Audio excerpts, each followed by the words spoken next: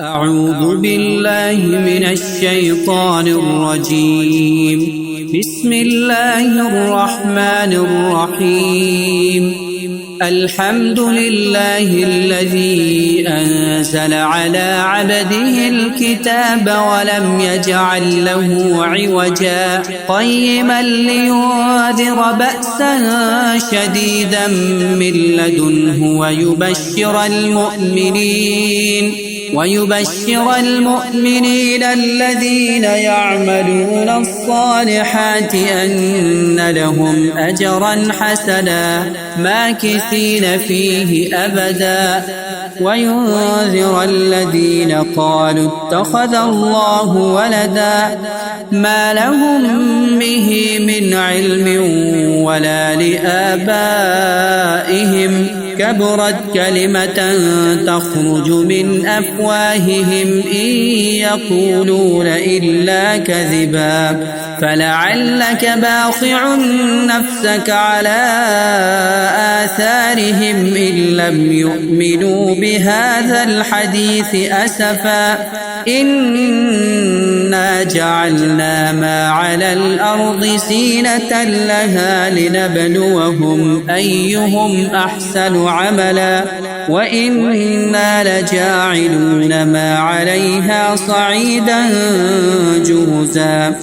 أم حسبت أن أصحاب الكهف والرقيم كانوا من آياتنا عجبا إذ أوى الفتية إلى الكهف فقالوا ربنا آتنا من لدنك رحمة وهيئ لنا من أمرنا رشدا فضربنا على آذانهم في الكهف سنين عددا ثم بعثناهم لنعلم أي الحزبين أحصى لما لبثوا أمدا نحن نقص عليك نبأهم بالحق إنهم فتية آمنوا بربهم وزدناهم هدى وربطنا على قلوبهم إذ قاموا فقالوا ربنا رب السماوات والأرض لن ندعو من دونه إلها لقد قلنا إذا شططا هؤلاء قوم اتخذوا من دونه آلهة لولا يأتون عليهم بسلطان بين فمن أظلم ممن افترى على الله كذبا وإذ اعتزلتموهم وما يعبدون إلا الله فأووا إلى الكهف ينشر لكم ربكم من رحمته ويهيئ لكم من أمركم مرفقا وترى الشمس إذا طلعت تزاور عن كهفهم ذات اليمين وإذا غربت تقرضهم ذات الشمال وهم في فجوة منه ذلك من آيات الله من يهد الله فهو المهتد ومن يضلل فلن تجد له وليا مرشدا وتحسبهم أيقاظا وهم رقود ونقلبهم ذات اليمين وذات الشمال وكلبهم باسط ذراعيه بالوصيد لو اطلعت منهم لوليت منهم فرارا ولملئت منهم رعبا وكذلك بعثناهم ليتساءلوا بينهم قال قائل منهم كم لبثتم قالوا لبثنا يوما أو بعض يوم قالوا ربكم أعلم بما لبثتم فابعثوا أحدكم بورقكم هذه إلى المدينة فلينظر أيها فلينظر أيها أزكى طعاما فليأتكم برزق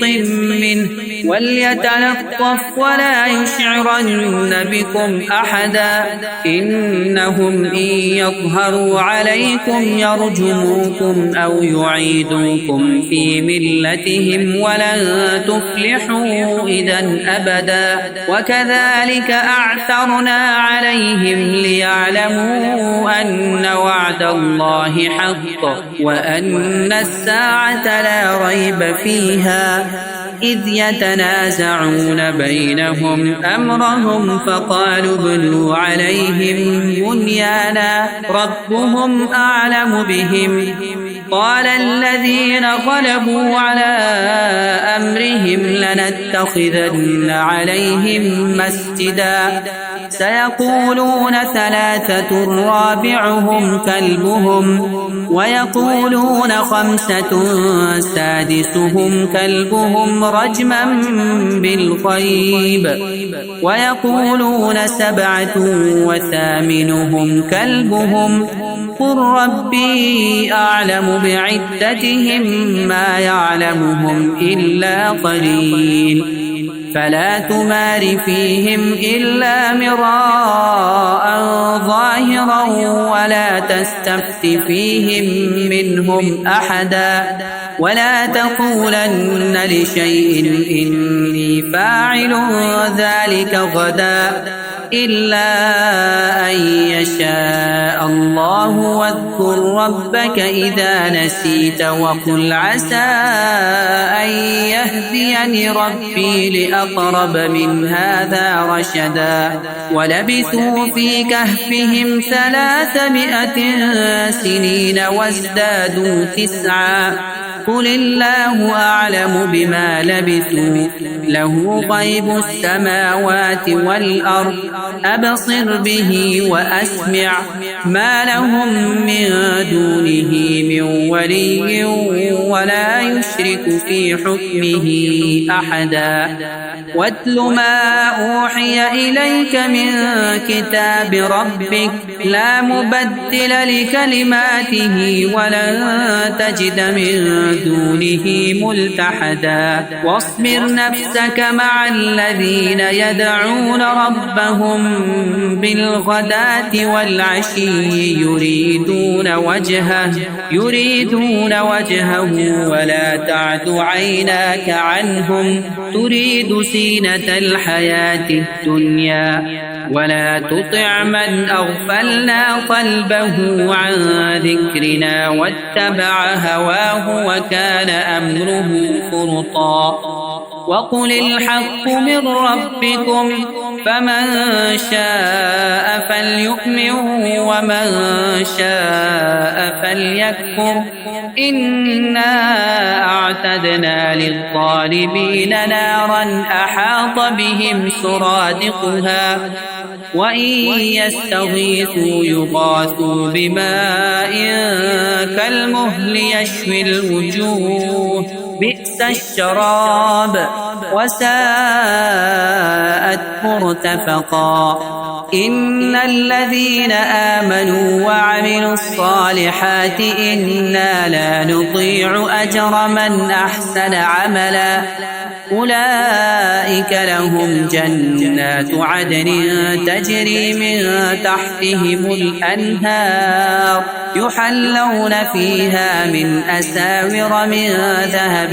ويلبسون ثيابا خضرا من سندس واستبرق متكئين فيها على الأرائك نعم الثواب وحسنت مرتفقا واضرب لهم مثل الرجلين جعلنا لأحدهما جنتين من أعناب وحففناهما بنخل وجعلنا بينهما زرعا كلتا الجنتين آتت أكلها ولم تظلم منه شيئا وفجرنا خلالهما نهرا وكان له ثمر فقال لصاحبه وهو يحاوره أنا أكثر منك مالا وأعز نفرا ودخل جنته وهو ظالم لنفسه قال ما أظن أن تبيد هذه أبدا وما أظن الساعة قائمة ولئن رددت إلى ربي لأجدن خيرا منها منقلبا قال له صاحبه وهو يحاوره أكفرت بالذي خلقك من تراب ثم من نطفة ثم سواك رجلا لكن هو الله ربي ولا أشرك بربي أحدا ولولا إذ دخلت جنتك قلت ما شاء الله لا قوة إلا بالله إن ترني أنا أقل منك مالا وولدا فعسى ربي أن يؤتيني خيرا من جنتك ويرسل عليها حسبانا من السماء فتصبح صعيدا سلقا أو يصبح ماؤها غورا فلن تستطيع له طلبا وأحيط بثمره فأصبح يقلب كفيه على ما أنفق فيها وهي خاوية على عروشها ويقول يا ليتني لم أشرك بربي أحدا ولم تكن له فئة ينصرونه من دون الله وما كان منتصرا هنالك الولاية لله الحق هو خير ثوابا وخير عقبا واضرب لهم مثل الحياة الدنيا كماء إن أنزلناه من السماء فاختلط به نبات الأرض فأصبح هشيما تذروه الرياح وكان الله على كل شيء مقتدرا المال والبنون زينة الحياة الدنيا والباقيات الصالحات خير عند ربك ثوابا وخير أملا ويوم نسير الجبال وترى الأرض بارزة وحشرناهم فلم نغادر منهم أحدا وعرضوا على ربك صفا لقد جئتمونا كما خلقناكم أول مرة بل زعمتم أن لن نجعل لكم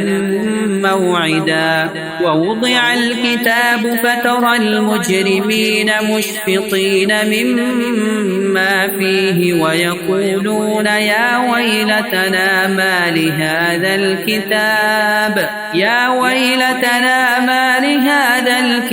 لا يغادر صغيرة ولا كبيرة إلا أحصاها ووجدوا ما عملوا حاضرا ولا يظلم ربك أحدا وإذ قلنا للملائكة اسجدوا لآدم فسجدوا إلا إبليس كان من الجن ففسق عن أمر ربه أفتتخذونه وذريته أولياء من دوني وهم لكم عدو بئس للظالمين بدلا ما أشهدتهم خلق السماوات والأرض ولا خلق أنفسهم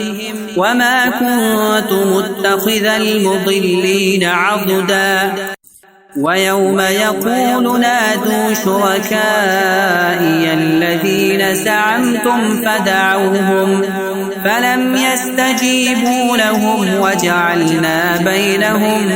موبقا ورأى المجرمون النار فظنوا أنهم مواقعوها ولم يجدوا عنها مصرفا ولقد صرفنا في هذا القرآن للناس من كل مثل وكان الإنسان أكثر شيء جدلا وما منع الناس أن يؤمنوا إذ جاءهم الهدى ويستغفروا ربهم إلا أن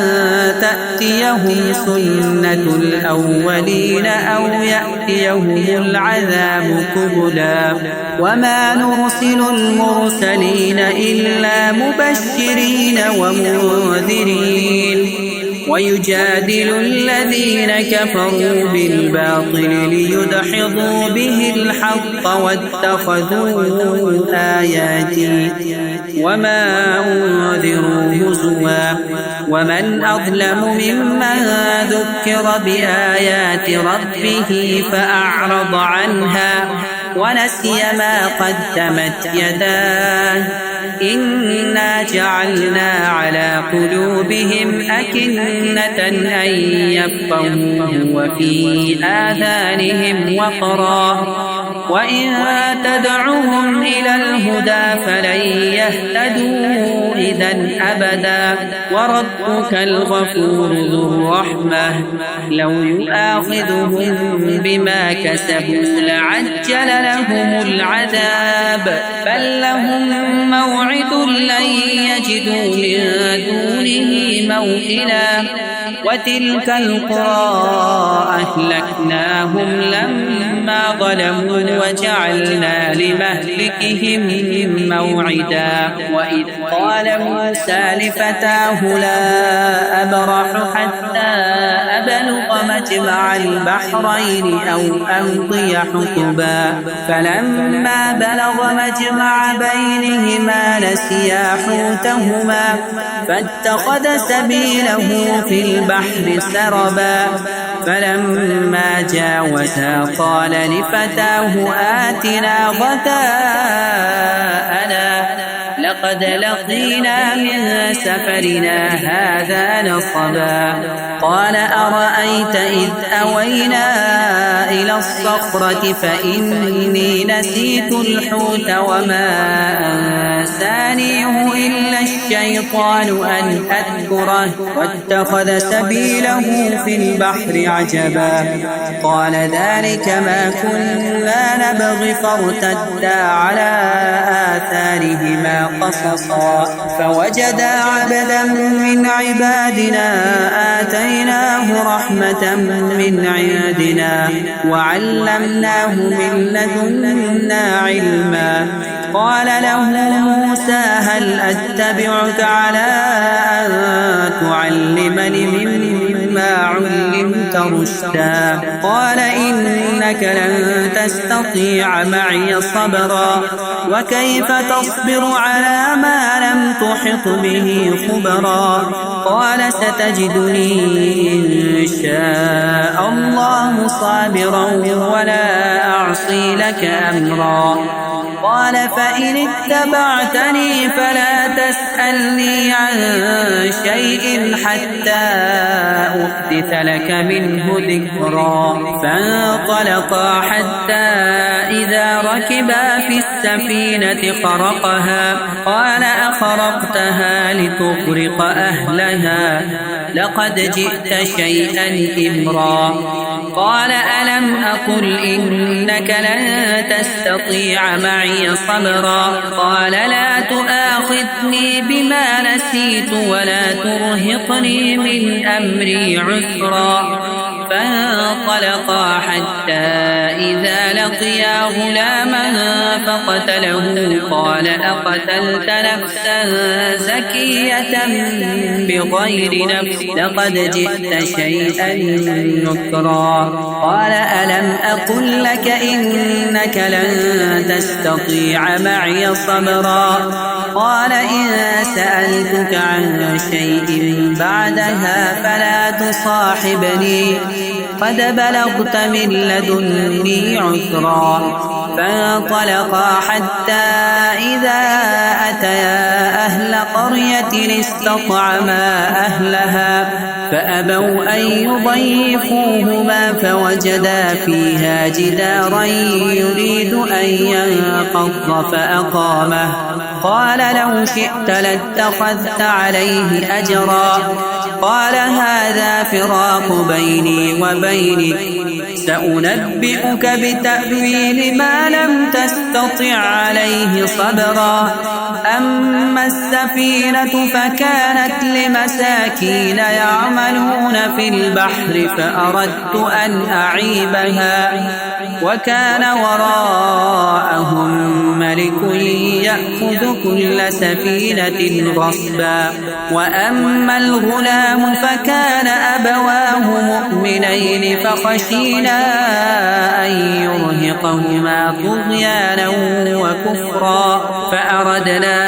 أن يبدلهما ربهما خيرا منه زكاة وأقرب رحما. وأما الجدار فكان لغلامين يتيمين في المدينة وكان تحته كنز لهما وكان أبوهما صالحا فأراد ربك أن يبلغا أشدهما ويستخرجا كنزهما رحمة من ربك وما فعلته عن أمري ذلك تأويل ما لم تسطع عليه صبرا. ويسألونك عن ذي القرنين قل سأتلو عليكم منه ذكرا. إنا مكنا له في الأرض وآتيناه من كل شيء سببا. فأتبع سببا حتى إذا بلغ مغرب الشمس وجدها تغرب في عين حمئة ووجد عندها قوما قلنا يا ذا القرنين إما أن تعذب وإما أن تتخذ فيهم حسنا. قال أما من ظلم فسوف نعذبه ثم يرد إلى ربه فيعذبه عذابا نكرا. وأما من آمن وعمل صالحا فله جزاء الحسنى وسنقول له من أمرنا يسرا. ثم أتبع سببا حتى إذا بلغ مطلع الشمس وجدها تطلع على قوم لم نجعل لهم من دونها سترا. كذلك وقد أحطنا بما لديه خبرا. ثم أتبع سببا حتى إذا بلغ بين السدين وجد من دونهما قوما لا يكادون يفقهون قولا. قالوا يا ذا القرنين إن يأجوج ومأجوج مفسدون في الأرض فهل نجعل لك خرجا على أن تجعل بيننا وبينهم سدا. قال ما مكنني فيه ربي خير فأعينوني بقوة أجعل بينكم وبينهم ردما. آتوني زبر الحديد حتى إذا ساوى بين الصدفين قال انفخوا حتى إذا جعله نارا قال آتوني أفرق عليه قطرا. فما استطاعوا أن يظهروه وما استطاعوا له نقبا. قال هذا رحمة من ربي فإذا جاء وعد ربي جعله دكاء وكان وعد ربي حقا. وتركنا بعضهم يومئذ يموج في بعض ونفخ في الصور فجمعناهم جمعا وعرضنا جهنم يومئذ للكافرين عرضا الذين كانت أعينهم في غطاء عن ذكري وكانوا لا يستطيعون سمعا أفحسب الذين كفروا أن يتخذوا عبادي من دوني أولياء إنا أعتدنا جهنم للكافرين نزلا قل هل ننبئكم